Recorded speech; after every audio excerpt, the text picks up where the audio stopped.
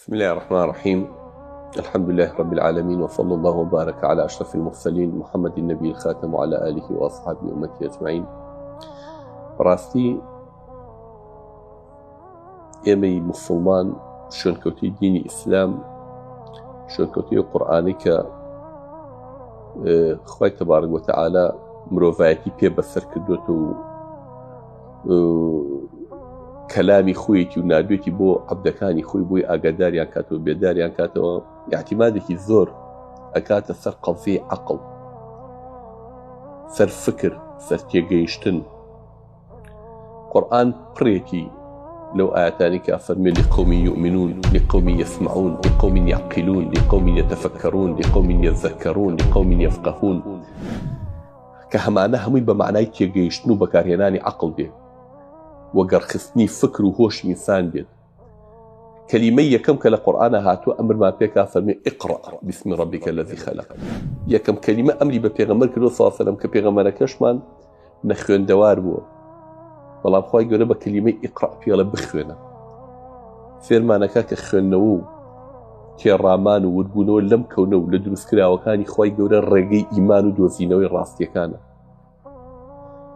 بزانن نەخوێندەواری بۆ هەموو کەسێک نوقسانیە، بەڵام بۆ پێغەمبەری خۆمان محەممەد صلی الله عليه وسلم بەڵگەی ڕاستی پێغەمبەرایەتەکەیەتی، چونکە معقول نییە کەسێکی نەخوێنەوار کە لە عومریا قەڵەمێکی نەخسۆتە سەر کاغەزێک و مەکتەبێک و مامۆستایەکی نەبوو لەناو کۆمەڵێک قەومی نەخوێنەوارە گەورە بووە کتێبێکی ئاسمانی وا بێنێت کە لووتکە بێت لە هەموو بوارەکانی عیلم و زانستە. ئەوەی نەیخوێنێتەوە و نێتە ناو ئەو کتێب و دراسەی ئەو کتێبە نەکا نازانێ عەزەمەت و گەورەی ئەو کتابە چییە کە قورئانە، کە ئێمە بەوە ئیمانمان هێناوە. ئێمە مامۆستایانی فیزیا و کیمیا و کەون و فەلەک و بوارەکانی ژیان بە پزیشکی و پێکاتەی لەشی خۆمان جواب زۆر لەو پرسیارانەمان ناداتەوە کە پرسیاری مادین، باسی ئەم کەون و کائیناتی تیا، ئەم ئاسمانە، ئەم زەویە، باسی پانی و درێژی و ئەستوری و چڕی و بارستایی و ڕێژەی مادە و ئەم شتانە بۆ ئێماکات. بەڵام پرسیارە وجودیە گەورەکان وەکوی ئێمە بۆ لەم کەوناین، بۆ هاتوین، چیەکەین لێرە، چیمان بەسەر دێ، مرۆڤایەتی چیەکە لێرە، بۆ ئێمە جیاوازین لە باقی مەخلوقەکانی کە لە کەونێکی ئاوا گەورە کە وەکو عولەمای فەلەک گەڵێن زیاتر لە 13 ملیار و 800 ملیۆن ساڵ تەمەنێتی ئەم هەموو مەجەڕاتە، ئەم هەموو ئەستێرە گەورەیە، ئێمە ئەم کۆمەڵە مەخلوقە لەم ئەستێرەیە، قرەباڵغێ لەم ئەستێرەیە، ژیان چیەکە لەم ئەستێرەیە، بۆ بەتەنیا ئێرە، بۆچی دروست بووین، کێ خاوەنمانە، کێ ئەم کەونە ئەبا بەڕێوە.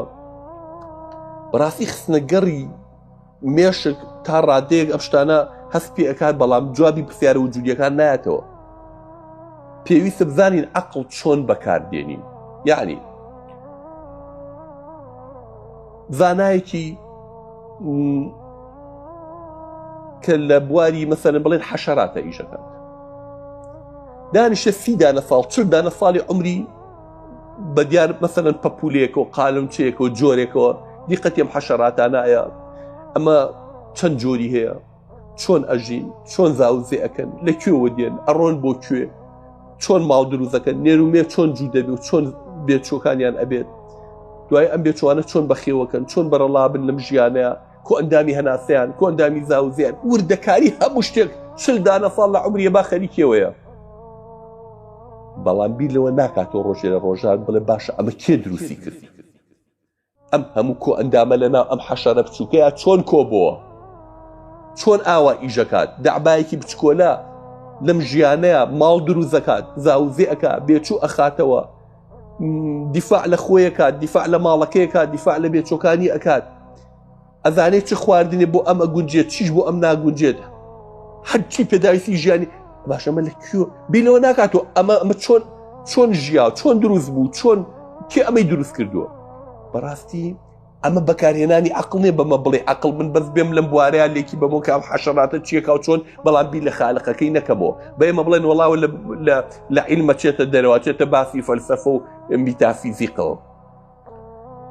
ئەی بۆچی کێتە ئەو بوارەوە بێ ماڵەنی تر عەقڵە بەکارمێنە، بۆ ناتانێ خواکەمان بناسین، کە پێمانەڵێن ئەم کەونە لە تەقینەوەیەکە 11 ملیار و 800 ملیۆن ساڵ لەمەوە پێش لە بینگبینیەکە تەقیوەتەوە تا ئەوێمانە بن تا سانیەکانی یەکەمی تەقینەوەکەمانە بن بەزەڵێ پێش ئەو بیر لێ مەکەرەوە مەڵێکی ئەم تەقینەوەی دروست کردووە کە ئەگەر هاتاتوەکو زاناکانی فەلەک و فیزیا ئەڵێن یەک تۆز گوڕی تەقینەوەکە زیاتر بواە ئەم کەونە دروست نەئەبوو یەک تۆزیش کەمتر بواە هەر دروست نەئەبوو ئەمەندە بە ئەندازە و بەڕێکی دانراوە ئەم کەونە هەر هەموو لەسەر سیستم و لەسەر نیزام ئەڕوا بەڕێوە پێمانەڵێن بازە خارقەکە مەکەوان لە بواری عیلمانیە فێرمانەکەن کە عەقڵ بەکەڵکیەوە نایە باسی ئەوەی پێ بکەیت بەڵام بەس لە فیزیا و کیمیاکە لە مادەکە لە صفاتی مادەکە قەیناکە ئەمە سوکایەتیکردنە بە عەقڵ قورئانەکەی ئێمە لە 49 شوێنە باسی عەقڵ و مشتەقاتی عەقڵی بۆ کردوین 49 شوێن لەو قورئانەیە هانمانەدا عەقڵ بەکاربێنین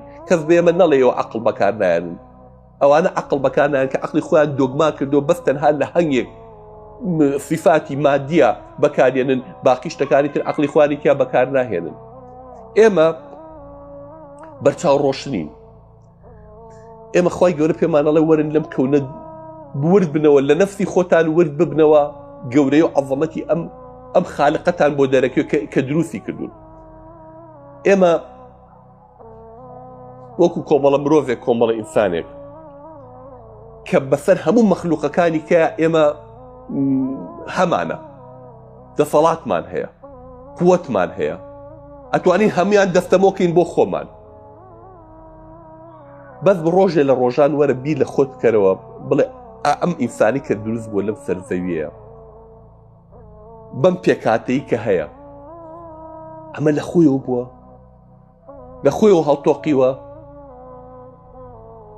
ئەوانەی کە ئەم ئیدعایە ئەکەن بە من و توێڵن هەتا ئیسا یەک خانەی زیندویان نەتوانیوە دروستکەن یەک خانەی زیندوو قورآن بێما فەرمێ ئینە الەذینە تەدعون من دون الله لن يخلقوا ذبابا ولو اجتمعوا له هەموو ئەوانەی کە ئێوە پێتان وایە لە جیاتی خوا ئەو فکرانێ مەڵام بە فڵتفە دروست بووە وەڵا لە کارلێکی کۆمەڵە مادی کیمیایی دروست بووە وەڵا چۆن دروست بووە چۆن هەرچیە گەنن لە غەیری خوا هەر هەمووتان کۆ ببنەوە مێشێکتان پێ دروست ناکرێت هەرچی زاناکانی دنیا هەیە هەرچی پرۆفیسۆرەکان هەیە هەرچی بیرمەندەکان هەیە هەمووتان تواناکانتان بکەن بێگەڵێ مێشێکتان پێ دروست ناکرێت دەسەڵاتی دروستکردنی مێشێکتان نییە بۆ بیلەوە ناکەیتەوە کاکە تۆم دەسەڵاتە نییە خالقێک ئەم زیندوی دروست کردووە تۆ خانێکی زیندوو پێ دروست ناکرێت ئەم بەشەرە لە چەند تریلیۆن خانە پێکات و زیاتر لە 30 تریلیۆن خانە لە گیانیایەتی بیلەوە بکەرەوە سێرێکی خۆت کرد لە ئاوێنەیە ئەم بیکە پێوتی قژ ئەم تاڵەم وانە هەمووی هەر لە خانە دروست بوو بۆ خانەکانی ئەم جیا لەگەڵ خانەکانی پێستا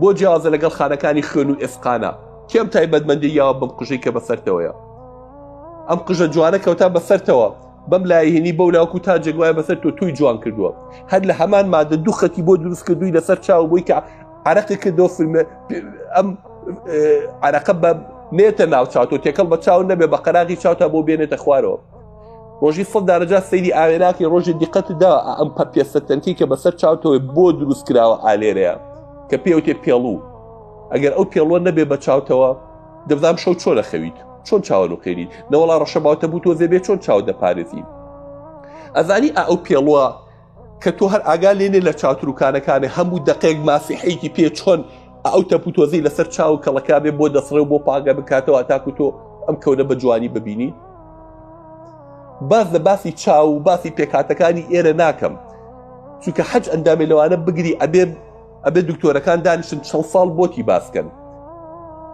ئەمانە هەوریەکەوی لە خۆی دروست بووە کێ گوێی کرد بەوەی کە ئەم پارچە گۆشتە شت ببیسێ کێ ئەم گۆشتەی والێ کرد ببینێ کێ ئەم گۆشتەی والێ کرد تام بکە کێم تایبەتمە ئەمە هەر لە خۆیەوە بووە بۆ گە تۆ باوەڕ بۆواکەی بڵێ قەڵەمەکەی دەستم یا مۆبایلەکەی دەستم لە خۆیەوە پیا بووە هەموو ئەوانی کە بەخوا نەڵێن عاقڵ و عەقڵگەرەکان گاڵتۆ پێ ناکەن باوەڕ بۆواکەن بڵێن مۆبایلەکەی دەست لە خۆی دروست بووە بەس بە من ئەڵێن وەڵا عەقڵ واڵێ بڵێ ئەم هەموو پێکاتەی ناو گیانە لە خۆی دروست بووە Well, something can come from nothing, and that's what physicists are now telling us. I could give you. You asked me to give you a layman's interpretation. It would be a very, very layman's interpretation. When you have matter and antimatter, and you put them together, they cancel each other out and give rise to nothing.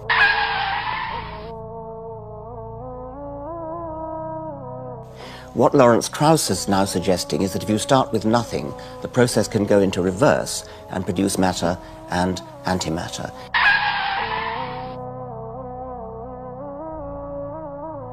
The theory is still being worked out. Well, there are many troubles with Richard's teachings, but a fundamental one is that he dumbs down God and he soups up nothing. You can quickly respond to that. You can dispute exactly what's meant by nothing, but whatever it is, it's very, very simple. And why is that funny? Well, I think it's a bit funny to be trying to define nothing.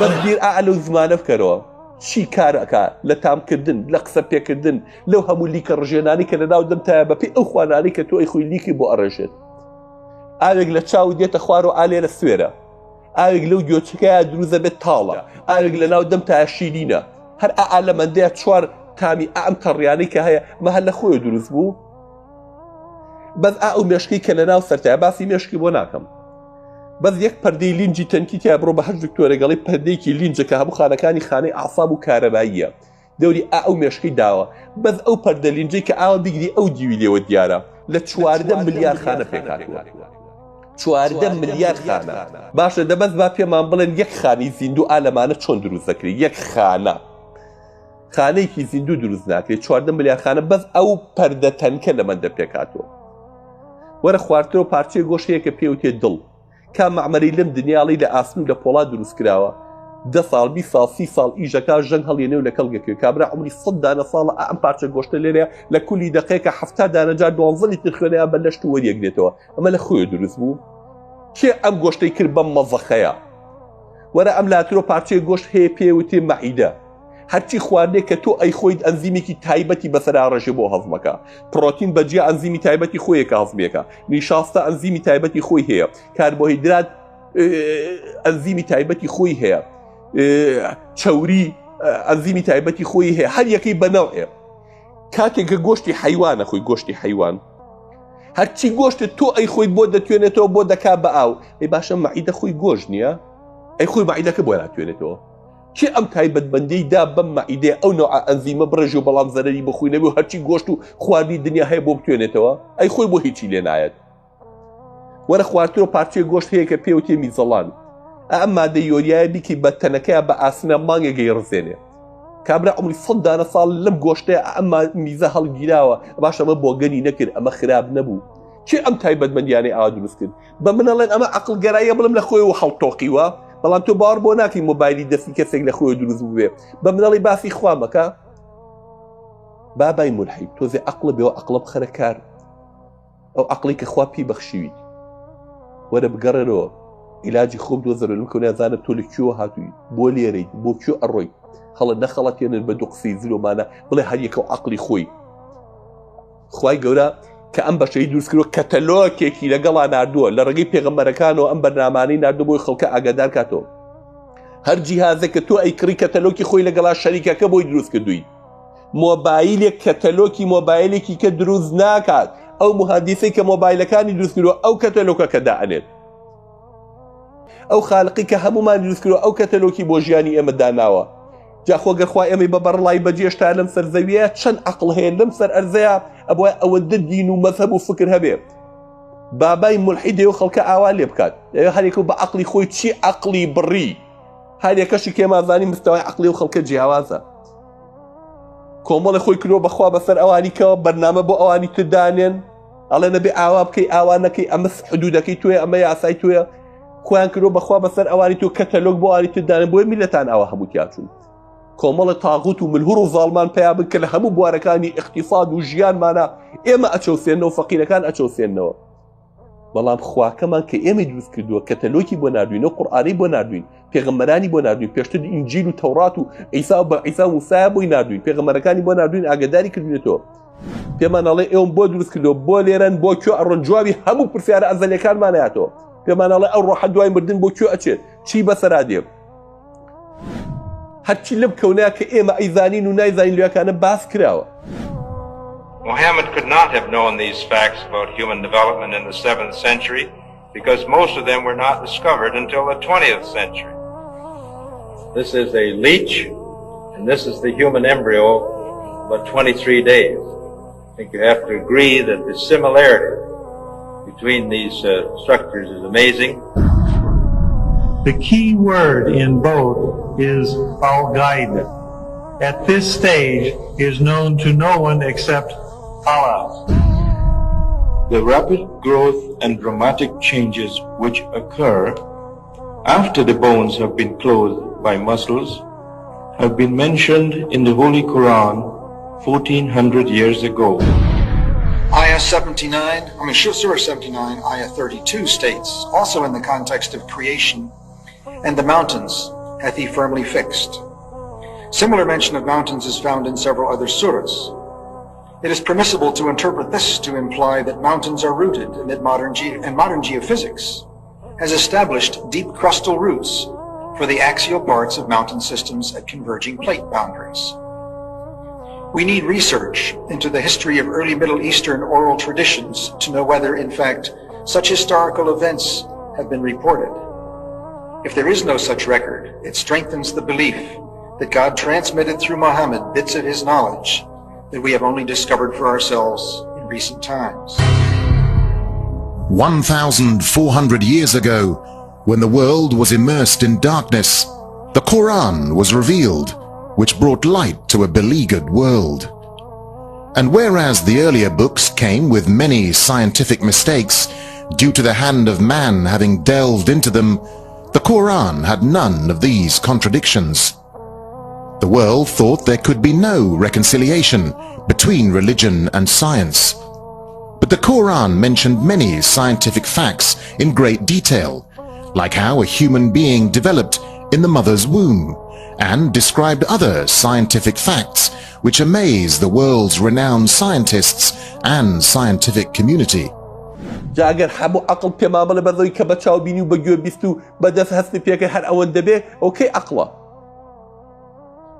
اوکی راستی و بکار نهێنانی عقله ئێمە چۆن بۆ فیزیک ئەبێ بەکاری بێنە بێ بۆ میتافیزیقیژە و عقله بەکار بێنین و ڕاستەکانی پێ بدۆزینەوە زانین ئەو دوو بینراوەکان چی هەیە عقلی لەناو ئێمەیە بەکارهێنانەکەی ئەمەندە معقەدە پێویست بەوە کە شەریکەکەی کە دروستی کردووە کەتەلۆکی لەگەڵا بدێرێت بۆیە کە خوای گەورە قورئانی بۆ ئێمە ناردووە ڕاستەکانمان بۆ ڕوون نەکاتەوە پێمان ئەڵێ چۆن ئەو عقڵە بەکاربێنی چۆن بەڕێوە عقڵەوە بگەیتە ڕاستیەکان ئەوە بەکارهێنانی عقل نییە کە تۆ ئاوە چاوی خۆ کۆرکەی لەو دیو فیزیا و بڵێ نابێ بچی بۆ میتافیزیق و نابێت نەبیراوەکان بیدیە بکەمەوە ئەوە بچووکردنەوەی مرۆڤە لەناو بازنەیەکی بچووکە بۆی هەر لەو بازنەیە بخولێتەوە نەچێ وەڵامی پرسیارە گەورەکانی ئەم کەونەوە ئەم بوونەوەرە بزانێت الحەمدولillah ئێمە کە بە چاو ڕۆشنی بۆی قورئانە داواکەم لە هەچ کەسێک کە گوێی دەمەیە تایبەتی کەسێ مولحیدە با بۆ یەک کەڕەتیش بێت دانیشی خۆی ئەو قورئانە بێنە بیخوێنێت بە تەرجومەکەی بزانێت بە هەچ تەرجمەی دەستیکەوە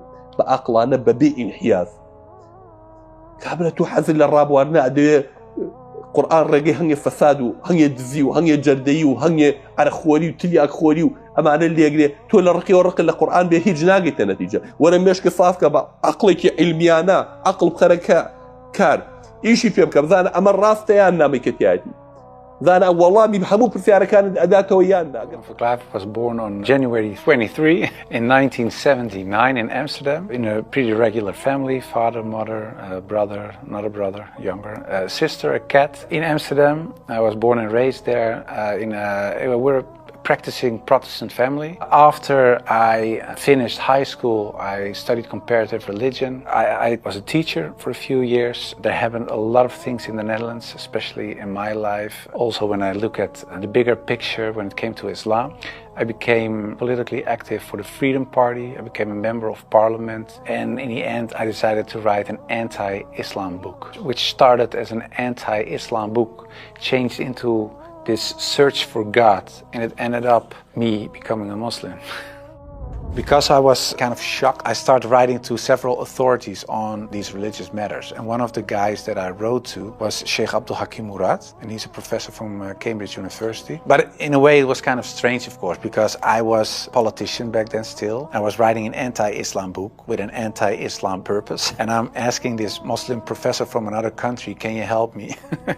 So I told him I'm writing a book. I have a lot of questions. So I was very plain why I thought, why is Islam promoting terrorism? Why is anti-woman? Why is anti-Christian? Anti-whatever. After, I think, 6 weeks, he sent me a very extensive email and he started explaining, directly answered a lot of my questions, but he also told me, you have to read this article, read this book, read that book, ask this person. And so he was very extensive in his way of explaining. But in the end, after I read all these books and articles and made a comparison between prophets from the Old Testament with Muhammad, peace and blessings be upon him, I had no arguments anymore to say they are prophets and he is not. And I thought to myself, well, if I accept Moses on these grounds and I cannot accept the prophet, then there is something else. So I thought, why don't I think he is a prophet? And I thought, oh, perhaps because he had many wives. But then again, when you look at Solomon or you look at King David, Abraham, there are a lot of people in the Old Testament that had more wives. And when you look at even outside of the religious books,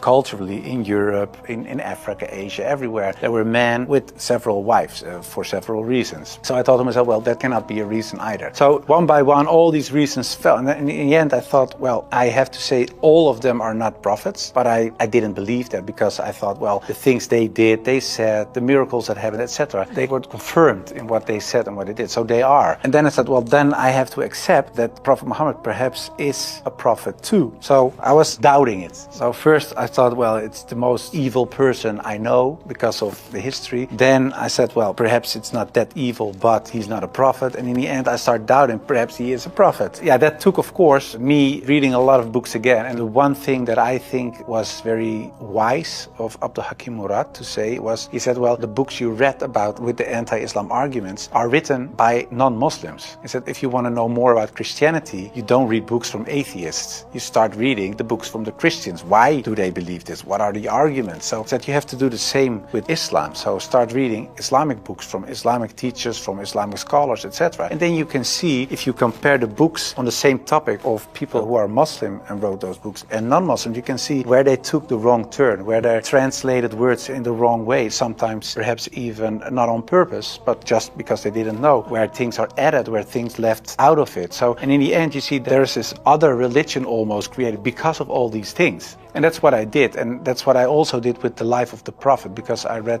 a book from Martin Links, The Life of the Prophet, based on the earliest source of Muhammad. And it was written, of course, by a convert. And his way of reasoning, his way of telling, his way of writing appealed to me because it's culturally the same thing. How do I approach a certain topic, etc. And it was the first time that I saw him not so much as a warlord, because that's the picture I had in my mind, but I saw him as a father, and I saw him as a friend and a teacher, and so much more. And so, yeah, I saw the person and his character, and I said, well, I can say a lot, but I cannot say that this is not a good man. So his character persuaded me to read more and to want to know more.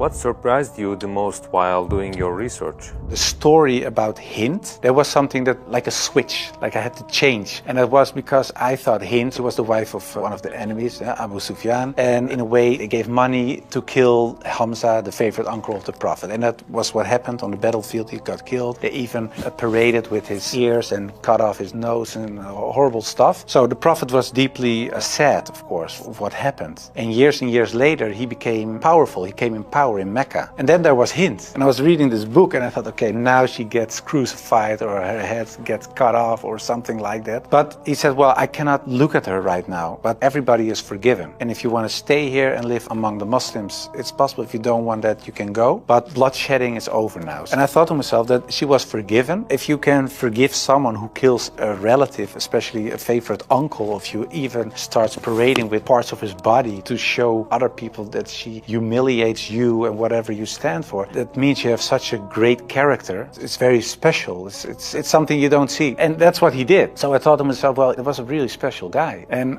when I thought that, I thought, well, I have these arguments for him being a prophet. I see his character. I see the way he treated other people. I see how he treated his enemies. I think he is a prophet. But then I thought to myself, whoa, that's horrible, because I already accepted this oneness of God. And now I say he is a prophet. If I say there is only one God and Muhammad is his prophet, prophet. It's almost shahada. So I thought to myself, okay, let's close the books, stop. This is going in the wrong direction. And of course, I wasn't that anti-Islam anymore because of what I read, what I saw, and what I experienced. What I tell you now, it sounds a little like a fairy tale, but it really happened. In the end, there were all these books at the table, and when I had this feeling of, yeah, okay, this is shahada in a way, I said, well, I put all the books away, and I put the books on the highest shelf, but there were so many books that a lot of books fell off the shelf. And one of the books that fell off the shelf was the Quran. And when I picked it up, my hand was on a page with Surah 22, Ayat 46. And it says, it's not the eyes that are blind, but the hearts.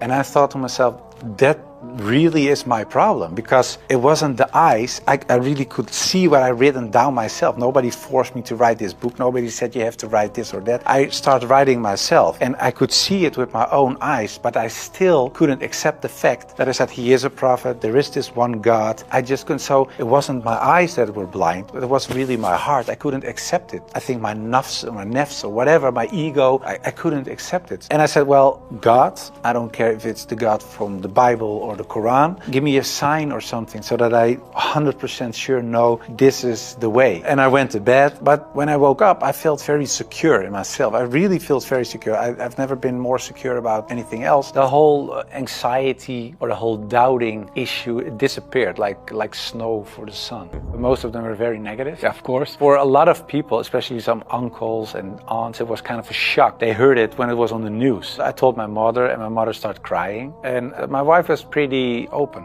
Yeah, she was very cool about it. She said, well, if Islam is what you really believe and that's in your heart, who am I? And yeah, some people from my old work were really aggressive. I got over 2,000 death threats from people who used to support me, of course, people who voted for me. People said the most horrible things. We will rape your wife, shoot you, know where your children go to school, stuff like that. And most of them, of course, is nonsense because there are crazy people writing things on their computer. So it was kind of a hectic time, and I had to tell my work, of course, and it was this Christian organization, so to say, the leader of the pack. He said, I can't believe it. And he said, well, I noticed this change when you talked about certain topics on radio. You were kind of a little more mild, not so harsh anymore, but you becoming a Muslim. And after I said, yeah, I became Muslim, he said, I couldn't sleep for it for 2 days. I couldn't accept it. It was so strange. So I would certainly not advise Google. It's the last thing I would advise. I said, shut down the computer. No, I think it's very important that people read books, real books with pages and stuff. I would recommend